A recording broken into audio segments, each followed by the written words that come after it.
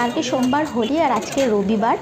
সকালবেলা উঠেই মানে ইচ্ছা করলো যে আজ কুছ তুফানি করতে টাইপ আজকে চলে গেলাম হচ্ছে শিবশক্তিতে, বিবেকানন্দ রোড আর মানিকতলার মাঝামাঝি, মানে খুব ক্লোজ বিবেকানন্দ রোড ক্রসিংটা, যেখানকার ভাং এই দোকানের খুব ফেমাস। আমি ছোটো থেকে খুবই শুনেছি এই দোকানের ভাং সবাই হোলির আগে মানে 3-4 দিন ধরে। আমি যখন গেছি এই দোকানটাতে, আমাকে লিটারালি আমি যখন বলছি যে আমার ভাং চাই না ঠান্ডাই চাই, অবাক হয়ে যাচ্ছে যে না 3-4 দিন ধরে ওনারা খালি ভাংই বানাচ্ছে।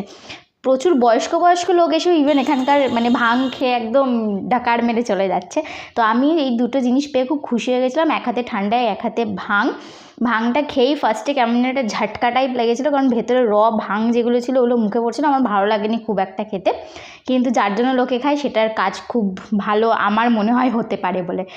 বাকি ঠান্ডাইটা ভীষণ খেতে ভালো ছিল। 65 বছরের পুরোনো একটা দোকান, যেখানে মানে নর্থ কলকাতার বেশ অনেক লোকই কিন্তু জানে।